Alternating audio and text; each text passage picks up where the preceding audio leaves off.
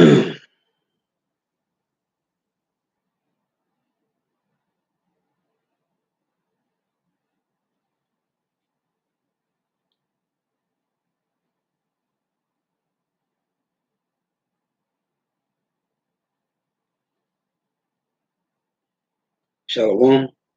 to the elect of Israel, to the hope elect of Israel, you Hebrew Israelites, you so-called Negroes, Latinos, Native Americans, West Indians, and Haitians. Got to give all praises and glory to Yahawah, Bahashem, Yahawashi. The Most High, the Heavenly Father, his Hebrew name is Yahawah, not Yahweh, not Jehovah, not God, not Elohim, not Most High, not Lord, not Yah, not Jah, not Ahaya, not Allah. It's Yahawah. And his only begotten son name in the Hebrew is Yahawashi, not Yahshua, not Yeshua, not Jesus Christos, not Jesus Christ, not Serapis Christos, not Yeshaya, not Yehoshua, it's Yahawashi. So we got to give all praise and glory to Yahawah, Bahashem Yahawashi, Bahashem Rakah Kodash. Double honors to the apostles and elders of Great Millstone who well, who teach well, who are the apostles and elders of all of Israel, ready accepted or not. And a sincere salutation to all the ark pushing this truth and believing this truth through the four winds of the earth, the entire world, waking up the hopeful elect. And shalom to the outward who are listening and learning, the few sisters who are listening and learning. And Messiah from Jim Messaleno camp coming at you on a lesson in truth, facts, faith, and edification. Another daily edification, Lord willing, is be edifying. So I'm tired of this lesson. Woe to them that justify the wicked. Now you see apostles and elders doing and other brothers doing lessons on these guys that's trying to justify Esau Edom, just like Rakah of GOCC, right? Just like a lot of other people's out here, man. These demon chicks call themselves daughters of Zion, trying to justify. It's a lot of people's out here that's trying to justify Esau Edom. Well, I'm going to do my lesson on this. Lord, wouldn't it be edifying? Now, we know, according to these scriptures, that Esau Edom cannot get salvation, right? We know, according to these scriptures, that they're going to be destroyed. Now, whatever, whoever, however these guys are set up, who set them up, whatever the case may be, we know that this devil going to be destroyed. But it's always good for edification. And there's many videos, brothers done did many lessons on this. Hey, and this is just, hey, the Lord set these guys up. These jakes that's on YouTube, using their own vain doctrine, just like these women that's on YouTube using their own vain doctrine. Hey, the Lord set these people up, man. These men and these women that's on YouTube, the Lord set them up to deceive 2/3 of our people, man. They are part of the process of justifying the Lord justifying 2/3 to be destroyed. The same way how the Lord set up your plantation Christianity pastors. Well, Jake, that's of the circumcision that know that Hebrew Israelites, the Lord set them up too, man, to deceive 2/3 of our people. They just part of the Lord's program, man. So, as Apostle Hart say, expose these spies. That's what we're gonna do, man. Right? Rebuke them sharply, man. Open rebuke is better than secret love, whether they receive it or not. So, I'm going to start with Proverbs 17 and 15 because it says, it's Proverbs 17 and 15. It reads, he that justifieth the wicked and he that condemneth the just, even they both are abomination to the Lord, right? He that justify the wicked and he that condemneth the just, even they both are an abomination to the Lord. When you go to Deuteronomy 7 and 26, dealing with abominations, right? It said, he that justify the wicked and condemneth the just, right? Even he is an abomination to the Lord. It's in Deuteronomy 7 and 26. Neither shalt thou bring an abomination into thy house. And you have a physical house and a spiritual one, which is our body, our temple of the Lord, right? Meaning don't be listening to these guys. Why? The Lord say, meddle not with them that's given to change. Deuteronomy 7:26. Neither shalt thou bring an abomination to thy house, lest thou be a cursed thing like it, but thou shalt utterly detest it, and thou shalt utterly abhor it, for it is a cursed thing, right? So this is abomination for these guys to even justify the wicked, man. And we know, according to the words of the Lord, that Esau Edom is the wicked, man. Now, the Lord told us to remember what Amalek did, right? This is Exodus 17 and 16. This is Exodus 17 and 8. It reads, Then came Amalek and fought with Israel and Rephidim. And Moses said unto Joshua, Choose out men and go out, fight with Amalek tomorrow, and I will stand on the top of the hill with the rod of power in my hand. So Joshua did as Moses had said to him, and fought with Amalek, and Moses and Aaron, and Hur went up to the top of the hill.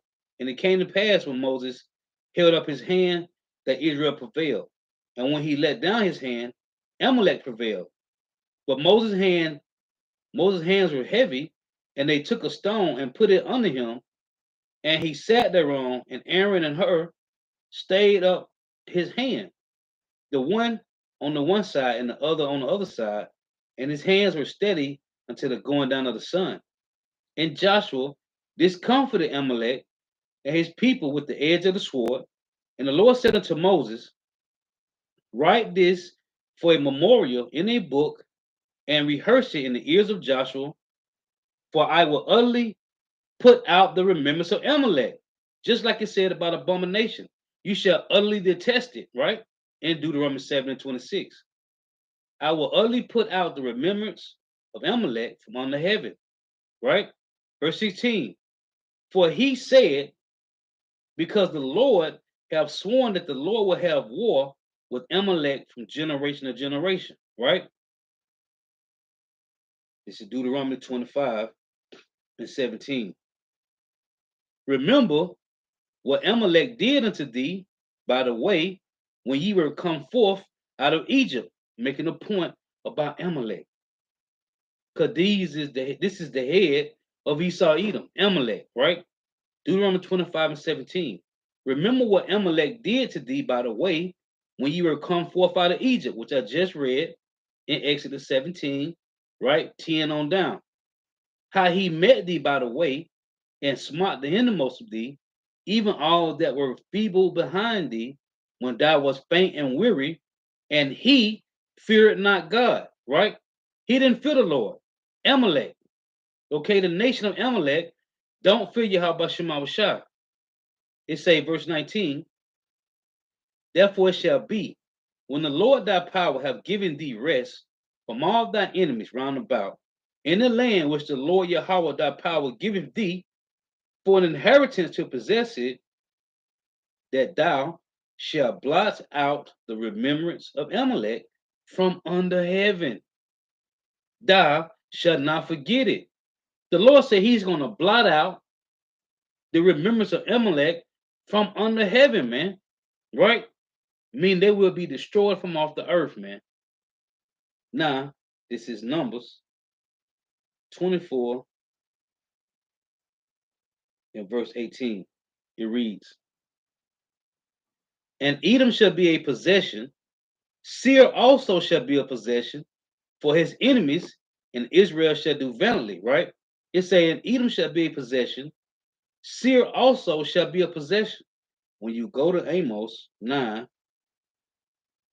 and verse 12, I want to read this point. It say,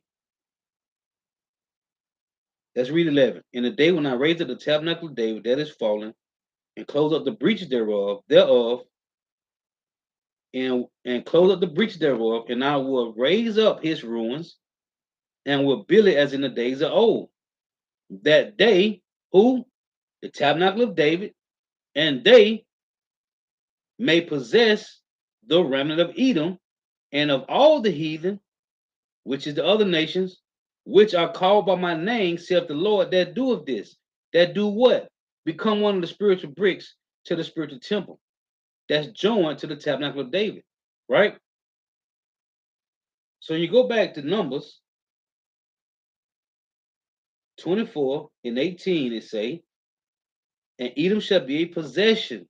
Seir also shall be a possession for his enemies, and Israel shall do valiantly.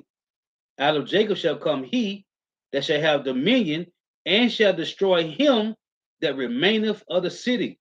Who is it that's going to remain of the city? It's talking about the elites, right? Amalek, the chief ones. Verse 20, and when he looked on Amalek, he took up his parable and said, Amalek was the first of the nations, but his latter end shall be that he perish forever. So Jake is trying to justify the wicked that's going to be destroyed, man, right? Now, these guys went into Psalms 145, right? And Elder Arawam was doing his lesson last night, and I posted this on the comment board. These guys reading Psalm 145, right? Verse 8. Let's read it. It reads, the Lord is gracious and full of compassion, slow to anger, and of great mercy. Now, the elders, apostles, and did beautiful, edifying lessons on this, man, right? So it's just overkill at this point, but the point still need to be made, man. It's the Lord is gracious and full of compassion, slow to anger, and of great mercy. The Lord is good to all, and his tender mercies are over all his works, right? All thy works shall praise thee, O Yahawah. See, they didn't read this verse. And thy saints shall be blessed. So in this verse, they started at verse 8. This chapter, this is all one thought, man, in Psalm 145. So who is this talking about? All thy works shall praise thee, O Yahawah, and thy saints shall bless thee, right? They shall speak of the glory of thy kingdom. Who? The saints. And talk of thy power. Listen to this, verse 12. To make known to the sons of men his mighty acts and the glorious majesty of his kingdom, right? This is what these nations gonna come to Israel, man. Thy kingdom is an everlasting kingdom, and thy dominion endureth throughout all generations, right? The Lord upholdeth all that fall, and raise up all those that be bowed down. This is talking about the saints, Israelites. The eyes of all that wait upon thee, what it said in Zephaniah 3, wait ye upon me, right? For my determination is to gather the nations. The eyes of all that wait upon thee, and thou givest them their meat in due season. It say, thou openest thy hand and satisfies the desire of every living thing.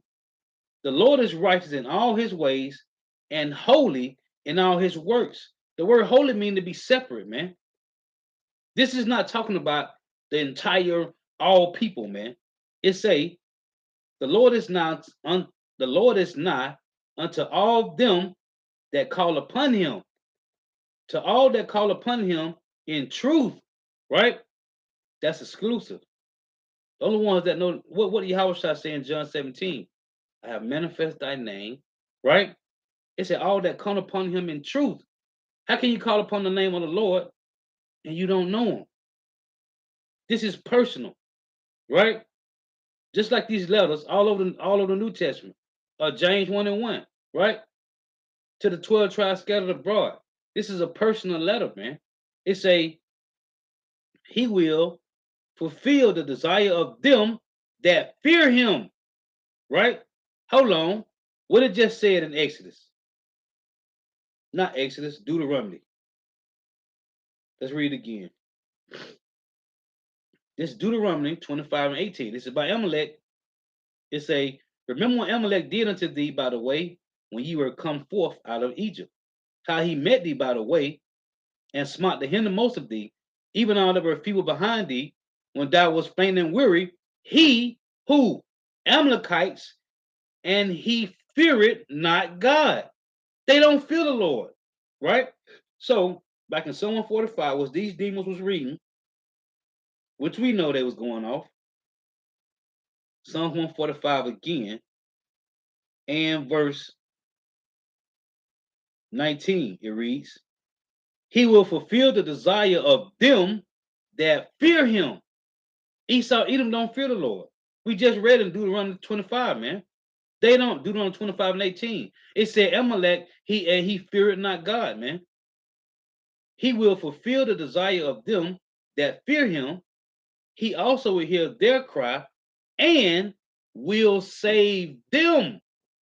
Now, this is verse 19 in Psalm 145. They started at verse 8, right? This is still talking about the saints of Israel.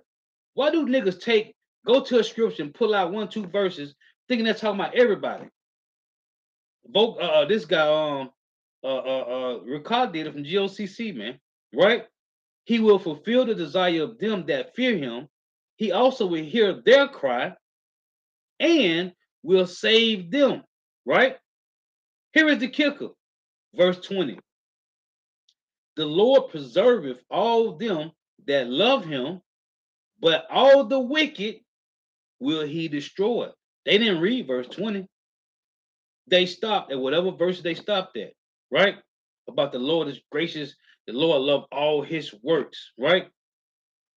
Psalm 145 and 20. The Lord preserveth all them that love him, but all the wicked will he destroy.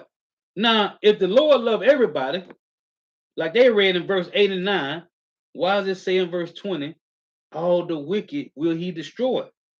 Right? Now, again, verse 19 said, he will fulfill the desires of them that fear him. He also will hear their cry and will save them. Hold on. When you go to Psalms 147, no, this is I think it's Psalm 66, right? He said he hear their cry and he will save them, right? No, that's not it. Hold on. Um, let's see.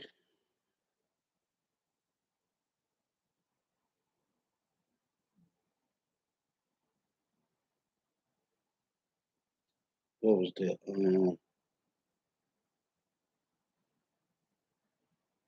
Let me pull it up real quick. Bear with me.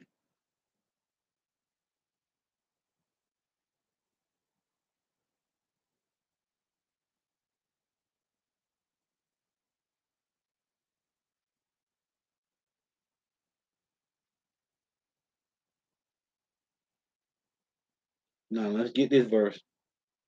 Because it say he will save them, right? This is Psalms 106. This is Psalm 106 and 47.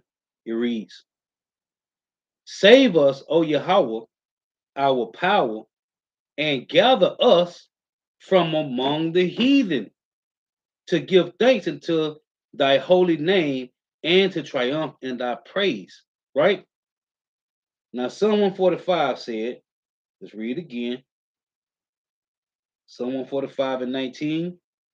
He will fulfill the desire of them that fear him.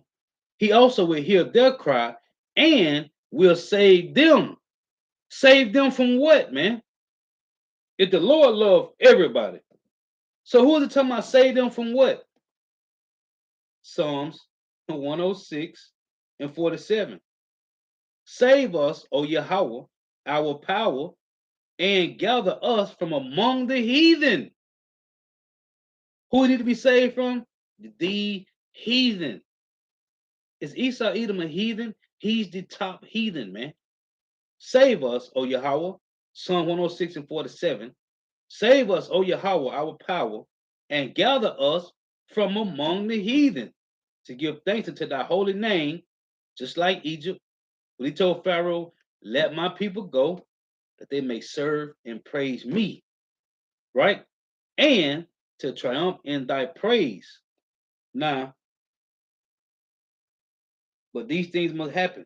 And Elder Yahawah did a lesson, and he brought out 1 Corinthians 11:19, right? And I think it was about a month ago now. I did a lesson on this guy, on this other guy that got the dreads. I've been doing a lesson on, and I brought this scripture out, 1 Corinthians 11:19, right? About how it's supposed to be heresies. It's supposed to be heresies, man.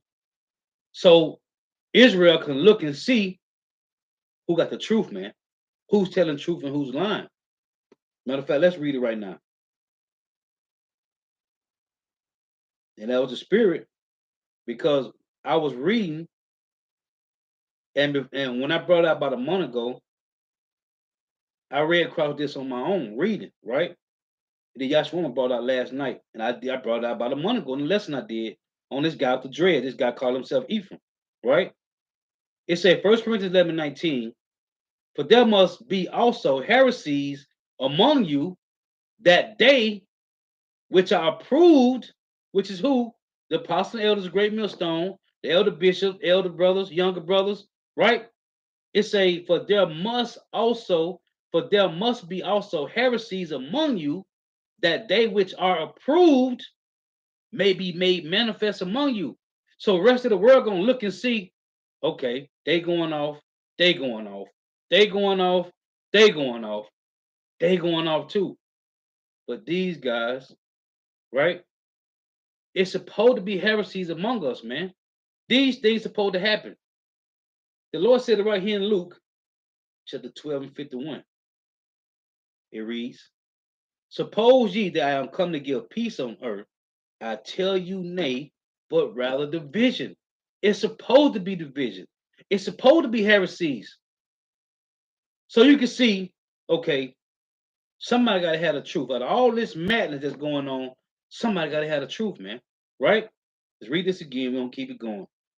1 Corinthians 11:19.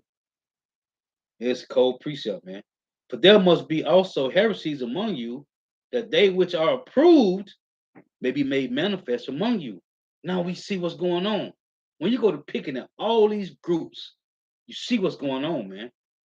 And if you can't see it, hey, other guys say even Ray Charles can see this, man. Stevie Wonder can see this, man. This is Isaiah 63. It's just some points I was putting together as I was watching the different lessons last night at the plantation, right? Think about the heathens, how this guy trying to justify the heathens. This is Isaiah 63 and 17. This is what Isaiah said. O Yahawah, why hast thou made us to err from thy ways, and hardened our heart from thy fear? Which he did it, right? Tell you in Romans 8 and 20, right? The creature was not subject to vanity, not willingly, but by reason of him. Who, Yahawashi, made us go off, right? O Yahawah, why hast thou made us to err from thy ways, and harden our heart from thy fear? Return for thy servant's sake the tribes of thy inheritance, right? That's not the point I want to make. This is the point. Verse 18. It say, the people of thy holiness, Israelites, have possessed it but a little while, right? We only had the kingdom for a little while, right? You had Solomon, King David, right? You had the time when we came from out of Egypt, right? When Joshua and Caleb went into the land with children of Israel that was 20 years and younger, right? It said, thy people of thy holiness, meaning to be anointed, separated, right?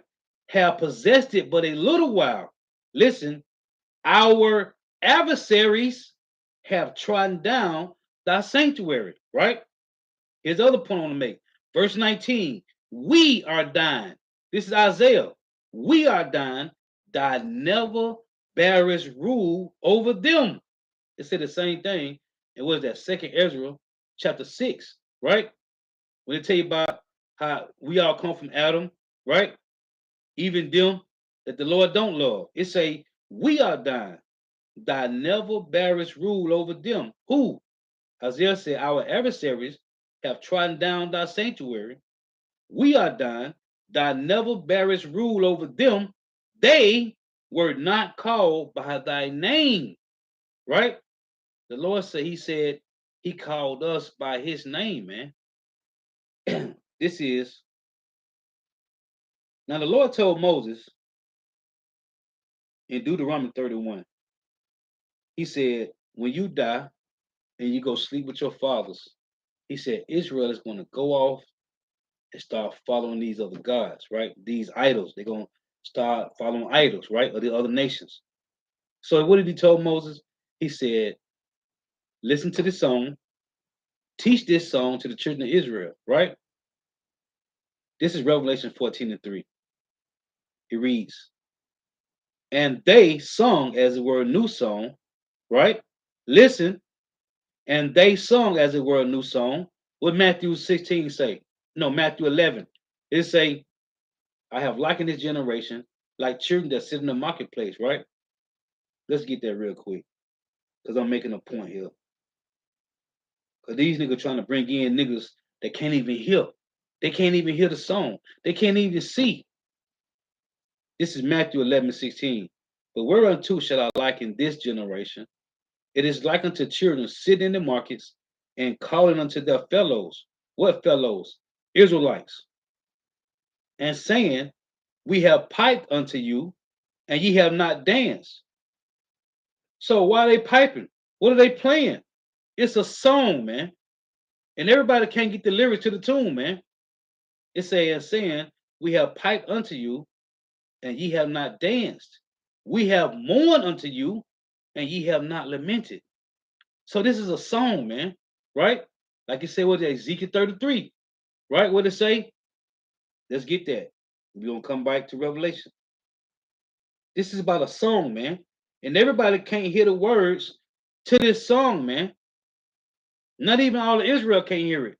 This is Exodus. It's like Ezekiel 33. In doors of thy houses, and speak one to another, and every one to his brother, saying, come, I pray you, and hear what is the word that cometh forth from the Lord. It said, what? Come, I pray you, Matthew 11, right? We're piping to them, but they are not dancing, right? And they come unto thee as the people cometh, and they sit before thee as my people, right? The fellows in the markets, and they sit before thee as my people, and they hear thy words, right? To the song, but they will not do them. For with their mouth they show much love, but their heart goeth after their covetousness. And lo, thou art unto them as a very lovely song. Why? Because this is the truth, right? Like it said in Psalm 145. This is the truth. And lo, thou art unto them as a very lovely song of one that have a pleasant voice and can play well on the instrument. What instrument? It said in Matthew 11, we have piped unto you, right? It say, and lo, thou unto them as a very lovely song of one that have a pleasant voice and can play well on the instrument, for they hear thy words, but they do them not. Let's go back to Matthew 11. It reads, but whereunto should I liken this generation? It is like unto children sitting in the markets and calling unto their fellows and saying, we have piped unto you, and ye have not danced. We have mourned unto you, and ye have not lamented. Why they not mourning and lamenting? Because they can't hear the song, man. Back in Revelation 14. It's Revelation 14:3. And they sung as it were a new song before the throne. This is not a new song. It's an old song that was taught to us. And I'm going to read it in Deuteronomy 31. This is an old song, but everybody can't hear the words, man. You see, like it said in Ezekiel 33. They hear the words, but they don't do it. It say, and they sung as it were a new song before the throne and before the four beasts and the elders. Don't say Esau, Ham, Ishmael, Elam, Moab, and Ammon was redeemed. It say, and no man could learn that song but the 144,000 which were redeemed from the earth. So nobody can get this song but the redeemed.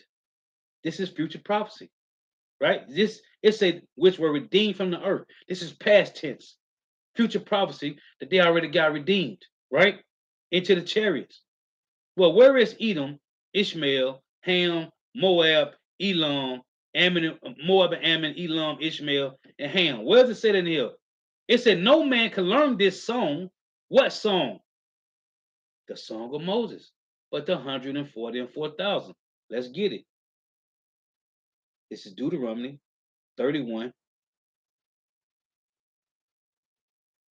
This is Deuteronomy 31 and 14. It reads, and the Lord said unto Moses, behold, the days approach that thou must die. Call Joshua and present yourselves in the tabernacle of the congregation, that I may give him a charge. And Moses and Joshua went and presented themselves in the tabernacle of the congregation. The Lord never did this with nobody else but Moses and Joshua. That's why Joshua's name is important, man. Joshua's name was what? Yahawashi. When you read in Numbers 14, Numbers 16, Moses put the Yah on it and called him Yahawashi, man. Nobody ever got this close to the Lord but Moses and Joshua, man. Joshua's name is key. That's the Lord's name, man. How did Israel get into the promised land? Through Joshua and Caleb, man. And the Lord, Yahawah, appeared in the tabernacle in a pillar of the cloud, and the pillar of the cloud stood over the door of the tabernacle. And the Lord said unto Moses, behold, thou shalt sleep with thy fathers. And that's another point I'm going to make about sleeping with your fathers. Because these niggas said the Lord going to show Esau mercy because how it read in Amos 2 about how Moab burnt the bones of Esau. I got that too coming after I get this out the way. Lord willing. And the Lord said unto Moses, behold, thou shalt sleep with thy fathers, and this people will rise up and go a whoring after the gods of the strangers of the land, whether they go to be among them, and will forsake me and break my covenant which I have made with them.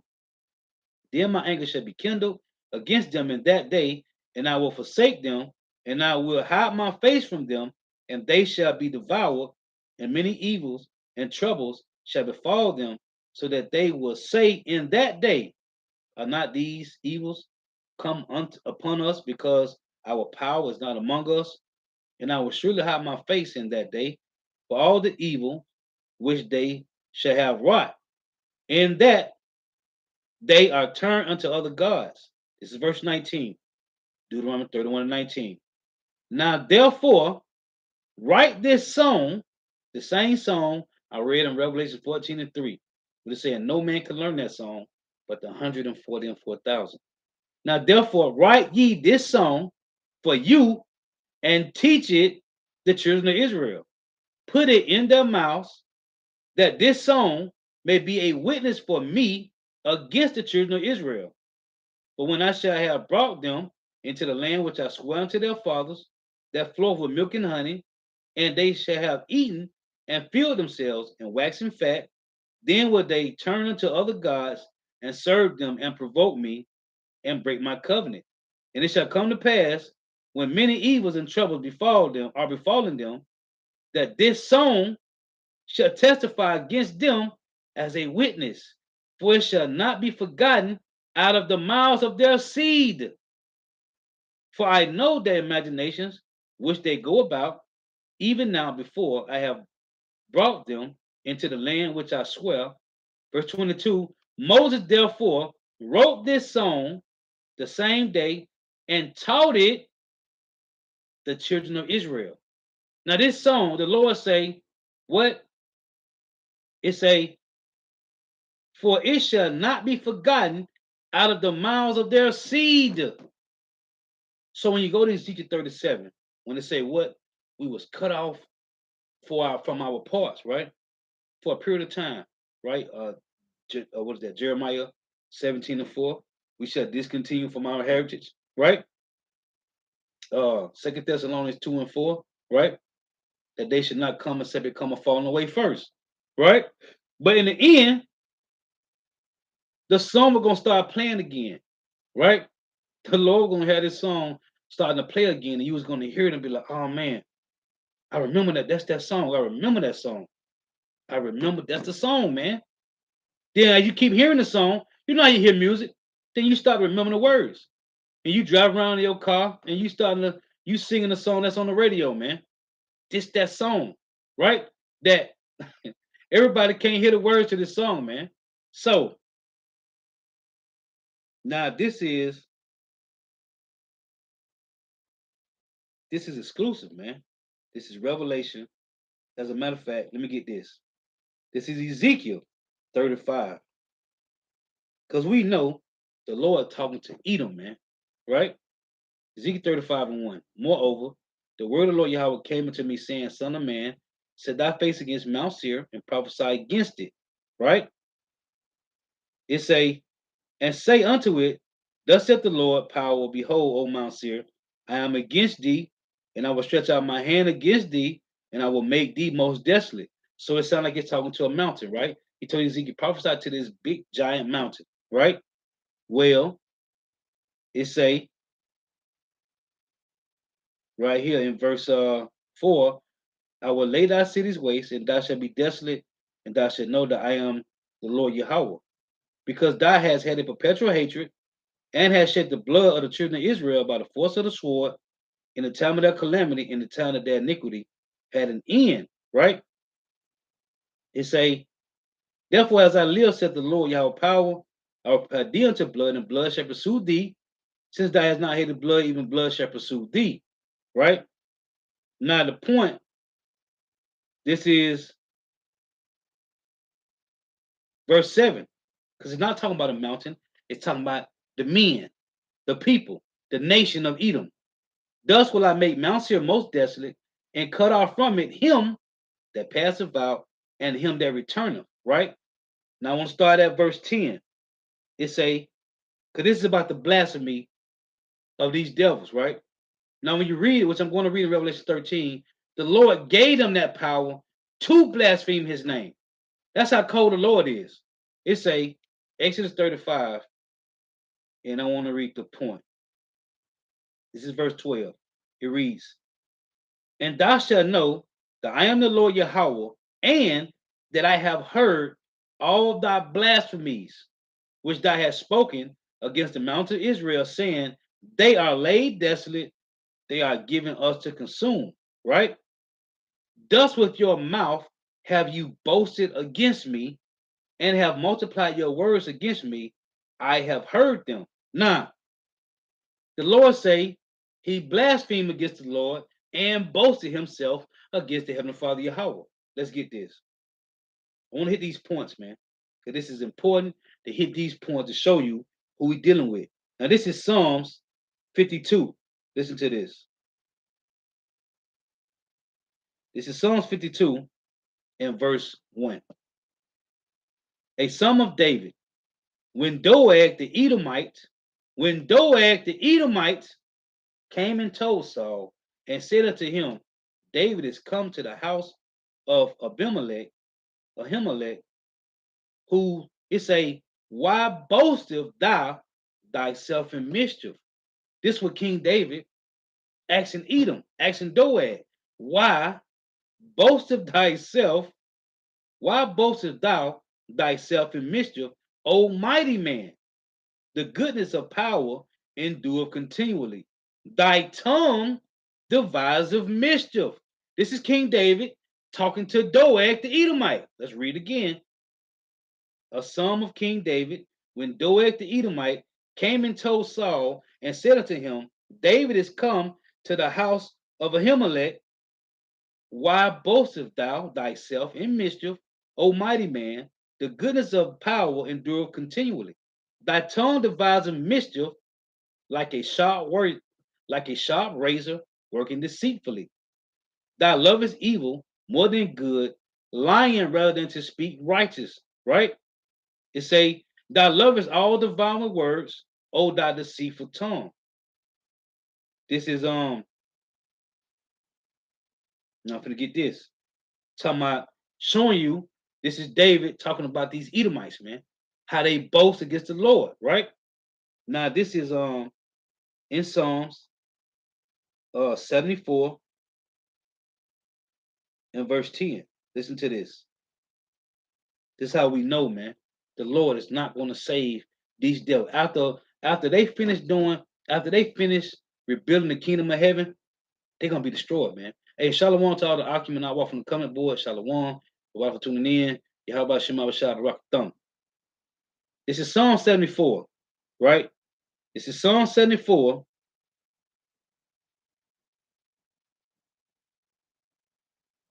And I'm going to read verse 10. It reads, O power, how long shall the adversary reproach? Listen, because I read Ezekiel 35, the Lord said he heard all the blasphemies and how this devil boasted against him. And I went to Psalms 52 and show you how David was talking to Doeg the Edomite about boasting, right? About his boastness. This is Psalm 74 and 10. O power, how long shall the adversary reproach? Shall the enemy blaspheme thy name forever? Now, in my black Bible, my 1465 Bible, it tell you that these Jew Masoretes created dots and dashes. They created dots and dashes that's called vowel points to indicate how the name of the Lord should be pronounced in their synagogues, right? It said they created dots and dashes called vowel points to indicate how the name of the Lord should be pronounced, right? The Lord gave them that power to do that. It say the Lord gave them the power to boast. Which I'm going to read it. We're reading about this boastness now. But in Revelation, it tell you that the Lord blessed them with that, with that power to boast his name, man. So he could be justified in destroying them just like Egypt, man. Psalm 74 and 10. O power, how long shall the adversary reproach? Hold on. Okay, this ASAP. How long shall the adversary reproach? Shall the enemy blaspheme thy name forever? This he's saying. Is they going to blaspheme your name forever, Lord? This is verse 18. Remember this, Psalm 74 and 18. Remember this, that the enemy have reproached, O Yahawah, and that the foolish, who is the fools? Who is the foolish? Was that Job 30 and 7, 30 and 8, right? They got children of fools, right? Children of base men, they were violent the earth. It say, remember this, that the enemy have reproached, O Yahawah, and that the foolish people have blasphemed thy name. Two-thirds of Israel doing it still to the day, as a matter of fact. Calling on Yahshua and Yeshua and Jesus Christos and Jesus Christ and Jehovah and Yahweh, right? Yahshua and Yeshua, Yeshaya and Yahawah. They still blaspheme the name of the Lord today. But this is talking about the heathens. Verse 23 reads, forget not the voice of thy enemies, the tumult of those that rise up against thee increaseth continually. Right? Now, when you go to Revelation 13 and 5, listen. Revelation 13 and 4.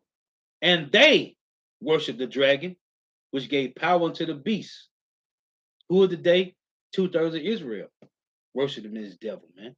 It said, and they, Revelation 13 and 4, and they worship the dragon, which gave power unto the beast, and they worship the beast. And that's what these niggas saying. GOCC and them niggas, this is what they saying. Who is like unto the beast? Who is able to make war with him? That's these niggas boasting by Esau, man. And they worship the dragon, which gave power unto the beast, and they worship the beast, saying, who is like unto the beast? Who is able to make war with him? These niggas are siding with Esau, man. So this is kind of like, you can look at this and think, oh man, that's these niggas. Who is able to make war with the beast, man? Who is he that's gonna destroy these people, man? That's what these niggas saying. Who is like unto the beast? Who is able to make war with him? That's what Jake's saying. Who is able to make war with these guys, man? It's the Lord. Now, this is verse 5. And there was given unto him a mouth speaking great things and blasphemies. Who did this? It was the Lord, man. It was Yahawah Shema Shah. It's a Revelation 13 and 5. And there was given unto him a mouth speaking great things and blasphemies, and power was given unto him to continue 42 months. And he opened his mouth and blasphemed against God, to blaspheme his name and his tabernacle and them that dwell in heaven. They blaspheming it says to blaspheme his name and his tabernacle. What they got in the 16th chapter? They got the finger of God touching the finger of Adam. They what? So-called white people. Right? What they say? Hey, the kingdom of heaven is dim. Oh, what's this guy say? What's this guy's name? He said, and Elder Yahawah mentioned this last week. The guy said, there will never be another black Messiah unless we create him. I forgot the guy who said it. One of the presidents, I think it was. He said there will never be another black Messiah unless we create him. So, like Elder Yahawah said, who was the first black Messiah? Let me go. Hold on. Let's go to Google. What he said. Let me type it in. Who was this? J. Edgar Hoover, right? He said there will never be another black Messiah unless we create him. No, it was J. Edgar Hoover. He said there will never be another black Messiah unless we create him. So, like Elder Yahawah said, who was the first black Messiah? Who was this? Is it because they know? Is because they know how the Heavenly Father Yahawah and His only begotten Son Yahawah shall look? Yes, they know, man. They covered the images. So, back in Revelation 13 and 6, and he opened his mouth in blasphemy against power to blaspheme his name and his tabernacle and them that dwell in heaven. These devils say what? If it is a kingdom of heaven, it's full of them. Oh, this guy Hatui, right? Let me show you something. Well, let me read it to you. Let me read you the legend of Hatui, right? I'm going to read the point. I ain't going to read the whole story. Now, this is the legend of Hatui, right? Now, when they tied him up after they caught him, right? They tied him up and they was going to burn him alive, right? So he said, the Spaniards, right? This is what they asked him. Right here. Let me bear with me. It say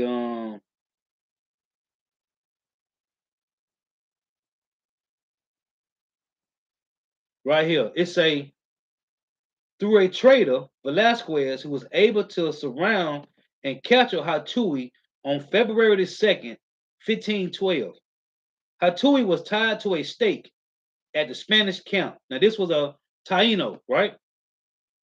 He was trying to get them together. When you read the story, he was trying to get all, Gad and Reuben in the fight against Esau, which they was giving them a hell of a run, right? It said on February the 2nd, 1512, Hatui was tied to a stake at the Spanish camp where he was burned alive just before lighting the fire. A priest offered him spiritual comfort, showing him the cross and asking him to accept Jesus to go to heaven. Are there people like you in heaven? He asked. There are many like me in heaven, answered the priest. Hatui answered that he wanted nothing to do with a God that will allow such cruelty to be unleashed in his name. You see? So it said what in Revelation? Let's read again. Revelations 13 and 6. And he opened his mouth and blasphemed against power to blaspheme his name and his tabernacle and them that dwell in heaven.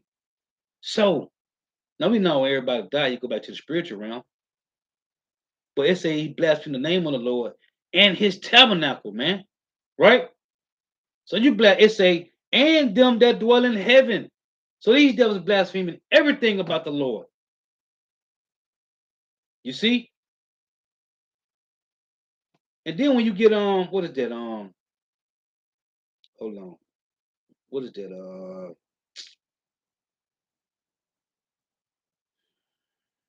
I'm gonna tell you about how he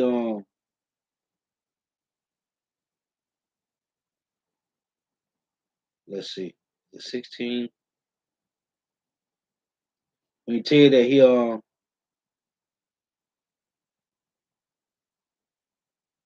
let's read this. I'm trying to think what verse is it.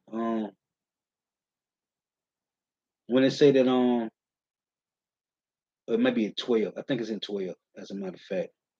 Yeah. It's Revelation 12 and 17, it reads, and the dragon was wroth with the woman, and went to make war with the remnant of her seed, which keep the commandments of power and have the testimony of Yahawashi Mashiach. So these devils is at the hopeful elect, man. Why? It say, and the dragon was wroth with the woman, and went to make war with the remnant of her seed. Because everybody, the rest of Jake, 2/3 already got, man. They already got them. If they didn't get them through this Yahawah, right? Taking this taco sauce, right? They got them another way. If they didn't take the taco sauce, which most of them have, they got them through the 501c3 tax exempt, man. Either way, they got them, man. So Esau ain't, he don't care about them type of niggas, right? They paid off. Ricard, GOCC, they all paid off, man. And the dragon was wroth with the woman, and went to make war with the remnant of her seed, which keep the commandments of power and have a testimony of Yahweh Mashiach, man. This is them that's sticking to Yahweh, man. That's sticking by Yahweh Shemawashah, man. Because we see everybody else that left off from the testimony of Yahweh. Now it's just either Yahweh or it's just uh, Israelites with fringes. So we see what's going on, man. Now, in Psalm 77, let me read this. In Psalm 77 and 15, it says this. It says, thou hast with thy arm redeemed thy people, right? Them that was called by his name.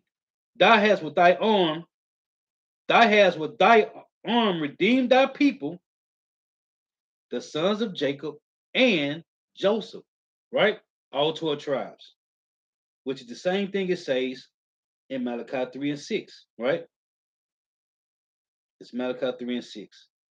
For I am the Lord Yahawah, Bahashim Yahawashi, I change not, therefore you sons of Jacob are not consumed, right? Now, this is Ecclesiasticus 42 in verse 24. Now listen, it reads, all things are double, one against another, and he have made nothing imperfect, right? Let's get this word imperfect real quick before I go on. Because these points need to be proven about Esau Edom, man. So let's look this up.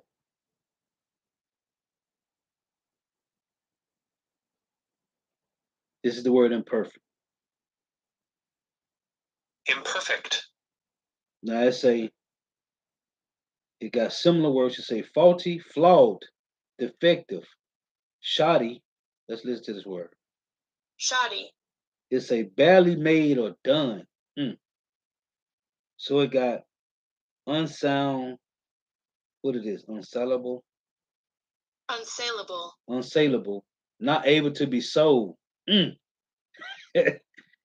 for nothing, man. Just say unsellable, unfit, right? Inferior, second rate, below par, damaged, impaired, blemished. What the Lord said, what that Hebrews 12, when they say, if you be without chastisement, then you are bastards, right? Blemished, broken, cracked, torn, scratched, deformed, warped, shabby. Let's get this. Malfunction of a piece of equipment or machinery failed to function normally or satisfactory, right? That's Esau. It's a out of order. ah, so that word imperfect, right? Let's read this precept again. All things, this Ecclesiastes 42 and 24, all things are double one against another, and he have made nothing imperfect, right? The Lord made nothing imperfect.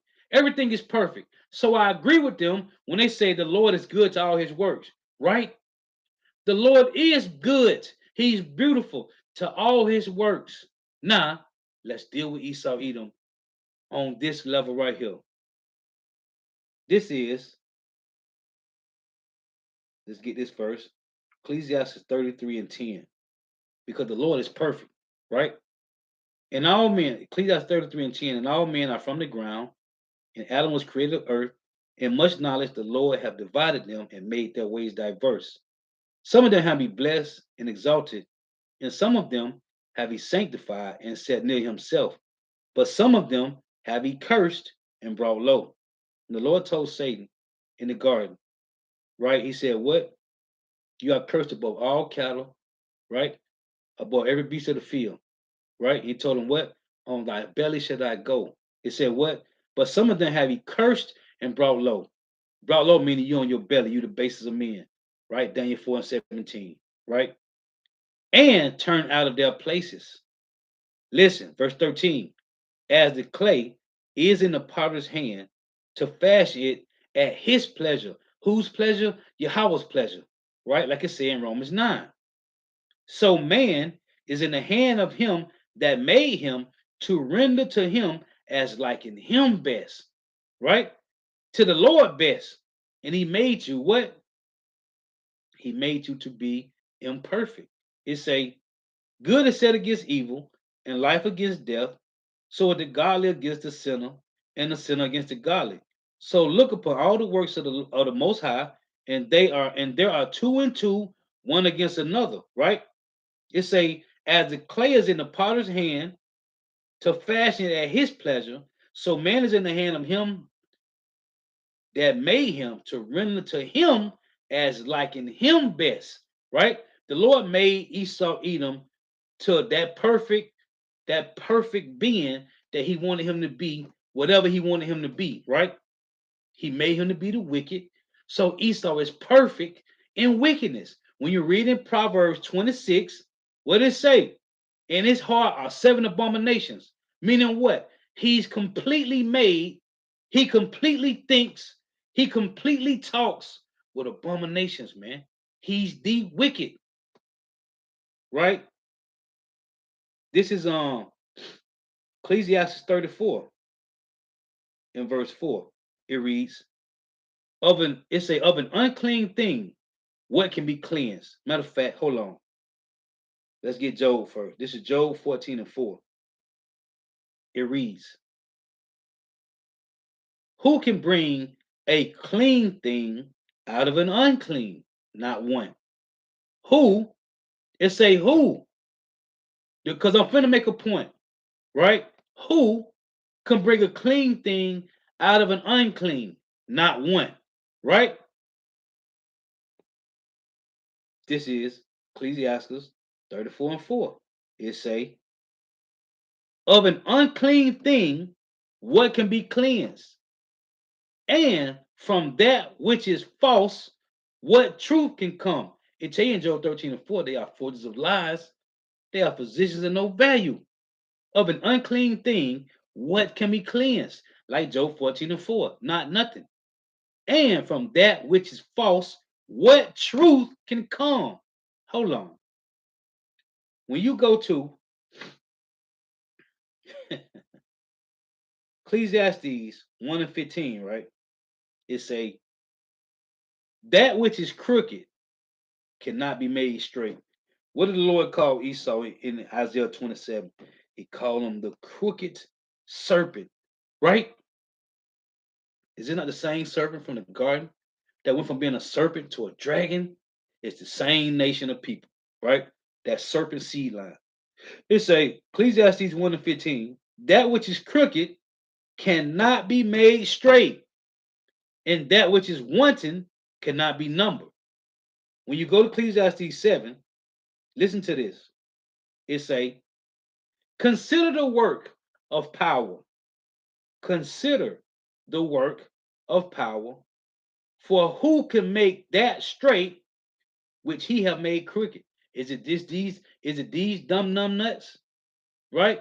You are, as Elder as Elder Monatazakba say, you are wobbly deer legs, you baby nut niggas. Can you make Esau straight with the Lord have made crooked? Again, Ecclesiastes 7:13. Consider the work of power. What work? It said he fashioned him, right? As the clay is in the potter's hand. Listen, you got to listen to these precepts, how they go together. Hold on, let's get this. This is Isaiah. This is Isaiah 29:16. It reads, listen, surely your turning of things upside down shall be esteemed as the potter's clay. Who is the potter? Yahawah, Bahashim Yahawashi. Surely your turn of things upside down shall be esteemed as the potter's clay.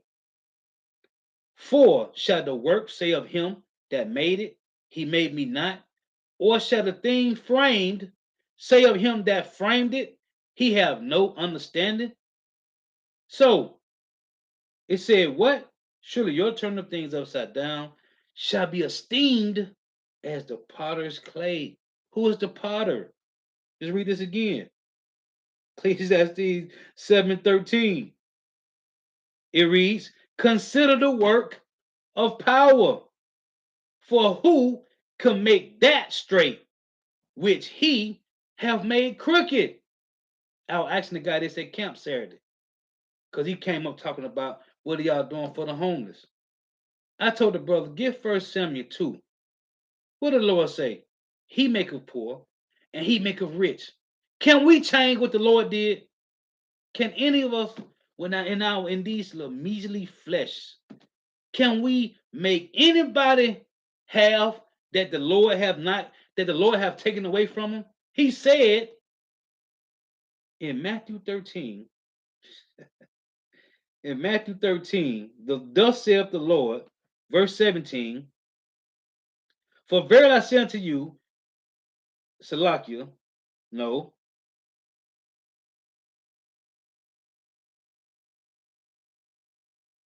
yeah.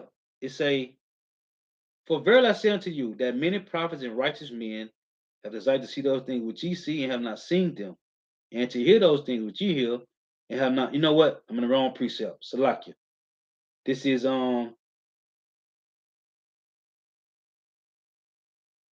I was in the right spot. Wrong verse. This is Matthew 13 and 13. Salakia. Matthew 13 and 13, right? It reads, no, Matthew 13 and 12. For whosoever have, to him shall be given, right? And he shall have more abundance, right? But whosoever have not, from him shall be taken away even that he have. So when the guy came up last week and said, what y'all doing to help the homeless? I told the brother to give 1 Samuel 2 and 6. First I told him to read verse 3. Because the guy he came up talking real proud and arrogant, right? The Lord said, let not arrogance come out of your mouth, right? Because by the Lord actions are weighed. So I told the brother, read verse 6. What did it say? The Lord make rich, he make poor. He kill, right? It say he make poor and make rich, he bring up and he bringeth low. So I asked the guy what the Lord have done. Can we reverse that? Anybody on the comment board, can we reverse what the Lord have done? That's a big fat no, man. We can't, man.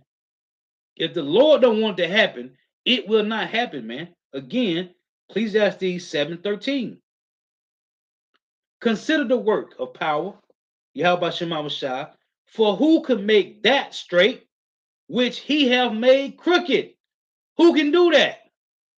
Nobody. So back in 1, Ecclesiastes 1 and 15, that which is crooked cannot be made straight. You see? We can't make nothing straight that the Lord made crooked. And he called this devil the crooked, right? What was that? Isaiah 27 and 1. In that day, the Lord, Yahawashi, with his sword and great and strong sword, shall punish Leviathan, the piercing serpent, even Leviathan, that crooked serpent, and he shall slay the dragon that is in the sea. Who is this crooked serpent? It's talking about Esau. If you go and read, he called was Ezekiel's one, Ezekiel 20, maybe Ezekiel 31, 32. He called Pharaoh. Pharaoh was a serpent. Oh, what chapter is that? Um, I was just reading it too in Psalms. Let me get it real quick. Hold on. Bear with me.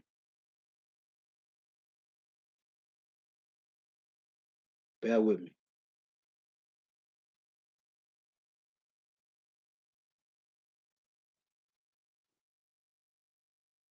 It said he fed us Leviathan in the wilderness. Hold on. I was just reading it. I was right there. I just read out of Psalm 74. So listen to this. Show you how the Lord called Esau the same as he called Pharaoh, man. So let's look at this. This is Psalm 74 and verse 14. They say, Thou breakest the head of Leviathan in pieces and gavest him to be meat to the people inhabiting the wilderness. What Leviathan? What is it talking about? Let's read again. Thou breakest the heads of Leviathan in pieces and gavest him to be meat to the people inhabiting the wilderness. What happened when we came out of Egypt? We had much substance, man. Okay? Thou breakest the head of Leviathan in pieces and gavest him to be meat to the people inhabiting the wilderness. This was when the Lord took down Egypt, man. Okay? They was known as Leviathan too, man. Okay? And it said, and gave us him to be meat to the people inhabiting the wilderness. What meat? We divided the spoils of Egypt, man. We came out of Egypt, it say, with much substance, man.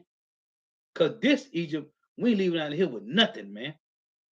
So you see, that same crooked piercing serpent, the Lord called Pharaoh, he's calling Edom, man. Now let's get this.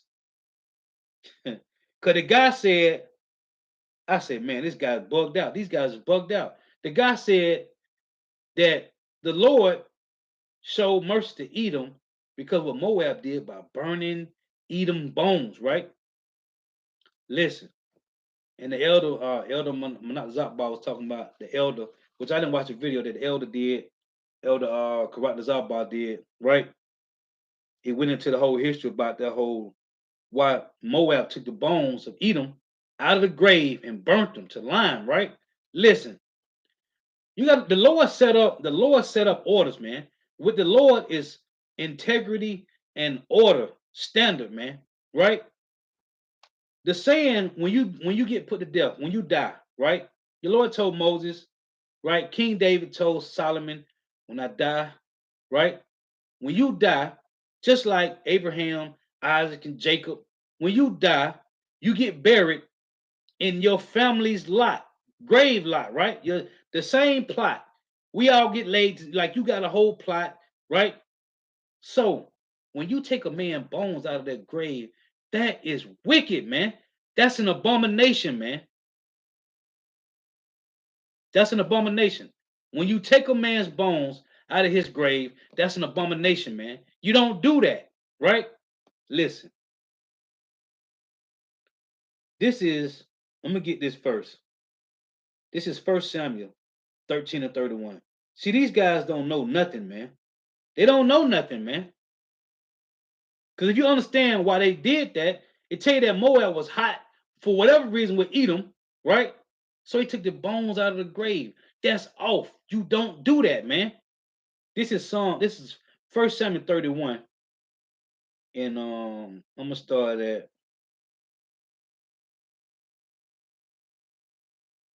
I'm just gonna read 12, right?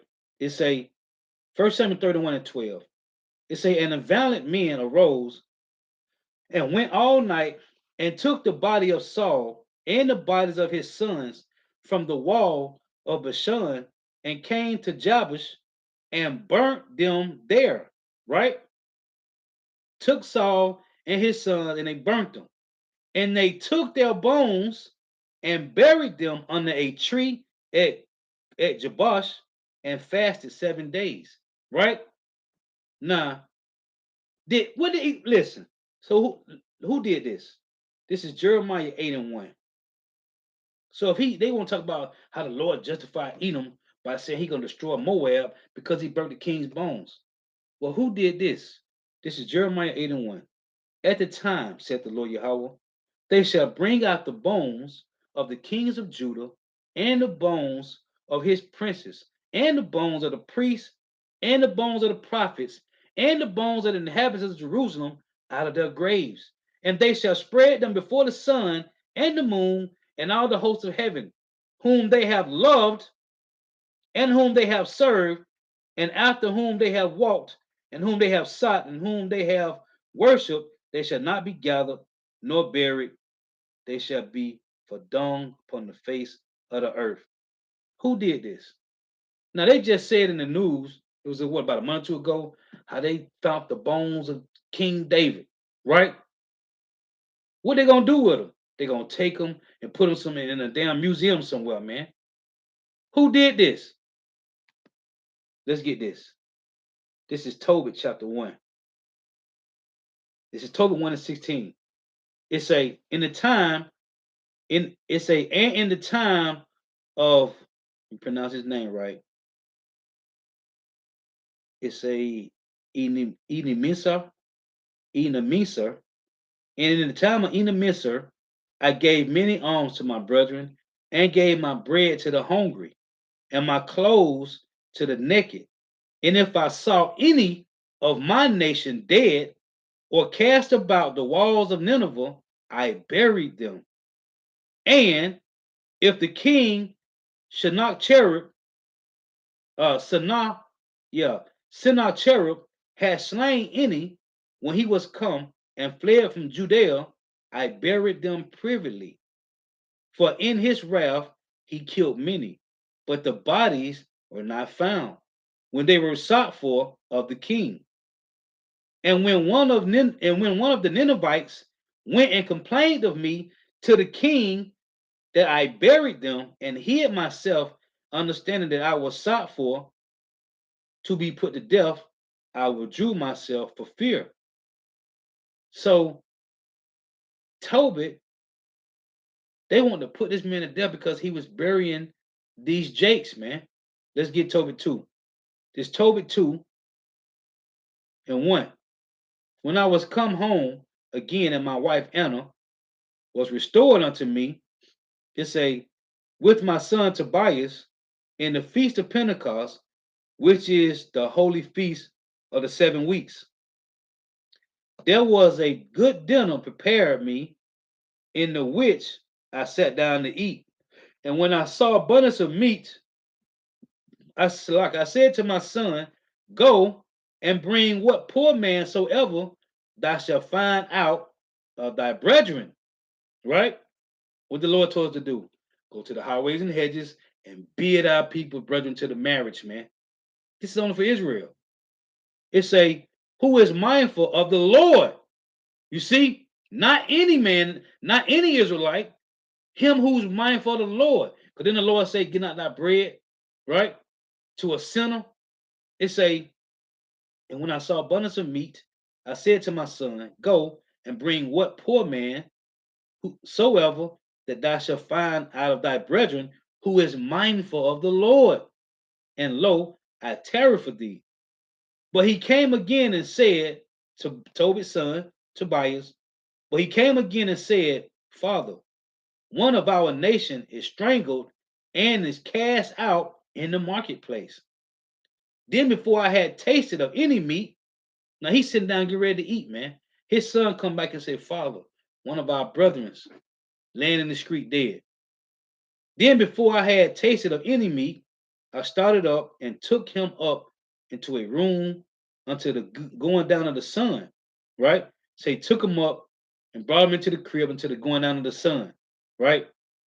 Then I returned and washed myself and ate my meat in heaviness, remembering that prophecy of Amos, as he said, your feet shall be turned into mourning and all your mirth into lamentation.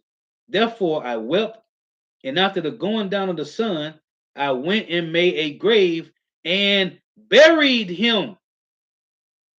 But my neighbors marked me and said, this man is not yet afraid to be put to death for this matter, who fled away, and yet lo, he buried the dead again. It said the same night also I returned from the burial and slept by the wall of my country yard, being polluted, and my face was uncovered. Hey, the point is, he buried them. So when Moab and Amos 2 went and took the bones of Esau, him being wicked as he is, he is a Hebrew Edomite. He just wicked. The Lord still got an order, man. You don't touch another man's bones in their grave, man. Period, man. These niggas don't understand nothing, man. Let me get some of you brother precepts, and I'm gonna close out. Jake don't understand nothing, man. They think they know everything, but they don't know nothing. This is can never pronounce your brother's name right. Let me see. Malak al-Kayah, Malak al-Kayah, servant of Yahawashi. Jeremiah 23:20. The anger of the Lord Yahawah shall not return until he have executed, until he have performed the thoughts of his heart. In the latter days, you shall consider it perfectly. Verse 21. I have not sent these prophets, yet they ran. I have not spoken to them, yet they prophesied. And that's Elder Menachzakbar was saying, and the other elders, hey, this guy, whoever this other guy is, that got them out there doing that, man. Verse 22. But if they have stood in my counsel and have caused my people to hear my words, then they should have turned them from their evil way and from the evil of their doings. Right, man. Now this is plain, man. The Lord plainly said that these devils is wicked, man. And who are we to say any different? Well, I want to get this too. This is Psalm 66. This is the last precept that I had. Psalm 66:3 it reads, say unto power, how terrible art thou in thy works. Through the greatness of thy power shall thy enemies submit themselves unto thee. All the earth shall worship thee and shall sing unto thee. It said, they shall sing to thy name. Come and see the works of power. He is terrible in his doing toward the children of men. The children of men. He is what? It's a you got three classifications of men, right? You got the sons of God, right? The sons of the wicked, and the children of men, man. The sons of men, right? Which Esau is linked in with the sons of men. It's a come and see the works of power. He is terrible in his doing towards the children of men. And the Lord said, and I started out with Exodus 17 and Deuteronomy 25, man, right? Numbers 24. The Lord said he's going to blot out the name of Amalek from under heaven, man. From under what heaven? The heavens of heavens, man. When the kingdom of heaven is established, right? When Yahawah's kingdom is established on earth, right? It's going to be under his father's realm, right? Which is the heavens of heavens. Esau's name will not be in the earth, man. Check it in Job 18. He shall be rooted out, man. He shall have no son nor nephew, right? Oh, it said he shall have no brethren. He said he shall have no son nor nephew. What does it mean to have a nephew? That's your brother's son. Meaning there will be nobody to bring back your nation, man. Oh, And that's why it says this in Ecclesiastes 4 and 16, man. It reads, look, verse 14. It say, I consider all the living which walk under the sun, with the second child that shall stand up in his stead. Ooh, because Solomon and me and the brothers going through this, it was last year sometime. And I said, I was reading, and Solomon was like he understood death, he knew, he searched out all things. But he was like, when he died, he was like, the sons that he had, is they gonna be wicked? Is they gonna follow the Lord? Everything that he had, what was going to happen to it when he passed away? Was they going to destroy it? Was they going to fight over it? When you read it, right? He say, I consider all the living which walk under the sun with the second child that shall stand up in his stead, right? Because you don't know what this little devil gonna do, man. Talking about your son. You don't know what he gonna do. You done gather all these riches, and the moment you die, he finna go blow the whole check, man. He gonna take your company, go sell the company, and do whatever he want to do, man. Right? It say, I consider all the living which walk under the sun, with the second child that shall stand up in his stead. There is no end of all the people, even of all that have been before them. They also that come after should not rejoice in him. Surely this also is vanity and vexation of spirit. Why? It say, there is no end of all the people, even of all that have been before them. They also that come after shall not rejoice in him. Why? Why is Vocab Malone complaining? Why is James White complaining? Why? They ain't gonna rejoice, man, because they gotta pay for what their forefathers did. It said what? They also that come after should not rejoice in him. Why? Let's read the why. This is Job 21:19. It say God layeth up his iniquity for his children. That's why. He rewardeth him, and he shall know it. You see that? He layeth up his iniquity for his children. Hold on. Let's get one more. This is Job 27 and 13. It reads, this is the portion of a wicked man with God, and the heritage of oppressors. Oppressors.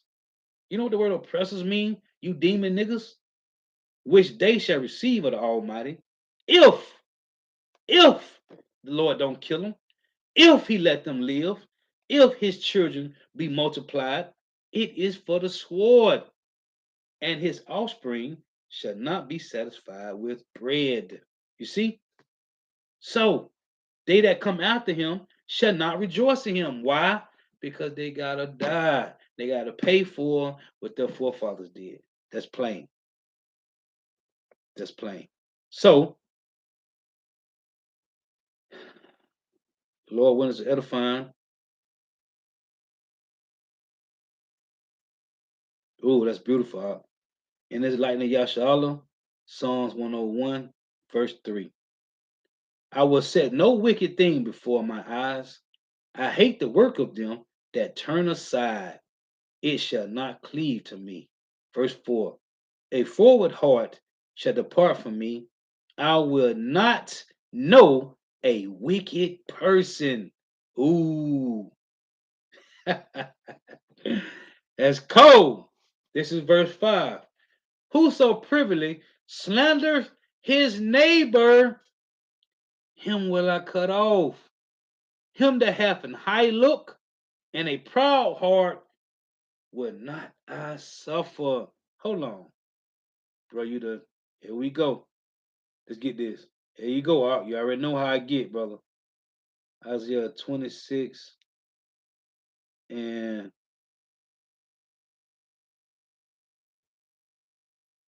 I'm sorry, Isaiah 24. Salakia. Isaiah 24 and 21. Listen to what it say. Let's read this again. Psalm 101 and 5. Whoso privileged slander his neighbor, him will I cut off. Him that hath an high look, right? And a proud heart would not I suffer. That's these devils, man. This is Isaiah 24 and 21. And it shall come to pass in that day that the Lord shall punish the hosts of the high ones that are on high. Beautiful precept. And the kings of the earth upon the earth.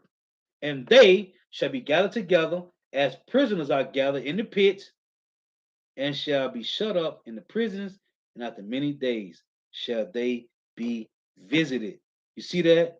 So, who are the high ones that's on high, man? It's the rulers, man. Them that control the world, man. That's a beautiful precept, Bob. Beautiful. Oh, it said that slandereth his neighbor, right? Was that Psalms 50? It was that Psalms 50 and 20? Thy citizen speaketh against thy brother, thy slanderest thy own mother's son. It's talking about Esau, man. Beautiful. Beautiful. Hey, so the water for tuning in, the water for your precepts. Gotta give all praise and glory to Yahawah Ba'ashem Yahawashi, Ba'ashem Rikah Kodash. Double honors to the apostles and elders of Great Millstone who rule well, who teach well, or the apostles and elders of all of Israel, whether concepted or not. In the sincere salutation to all the doctrine, pushing the truth and believing the truth, toward the four winds of the earth, then tell you world, waking up the hope for the elect. Shalom to the wealth who are listening and learning. Read this brother precept. It's GMS Flourishing Branch. Salaki, GMS Flourishing Faith Bar. Subscribe to that brother page. That brother do edifying lessons, man. Subscribe to that brother page, GMS Flourishing Faith Bar. Ecclesiasticus 11 and 14. Prosperity and adversity, life and death, poverty and riches come of the Lord. Beautiful, brother. Hey, and the Lord is setting up these guys, man, to deceive 2/3 of Jake, man. They set these guys up just to deceive you, man. The Lord is cold with it too. Shabbat Shalom. Hey, the Lord is cold, man. How he used these people, man. He using Jake to deceive Jake. Them chicks that I did a video on the other day, daughters of Zion, them two demons. They deceiving these women out here, man. Because the page was full of women. It was full of women. And they all finna do what? They all want to go into a ditch together, man. All of them, man. At least they repent. Which I know the Lord gonna spare some of them. But hey, them girls is falling headlong, man. Hey, so the water for your precepts, the water for tuning in. May Yahawashi Shema shall continue blessing your houses. Stay prayed up till next time I say shalom. Wah, the ball. Man.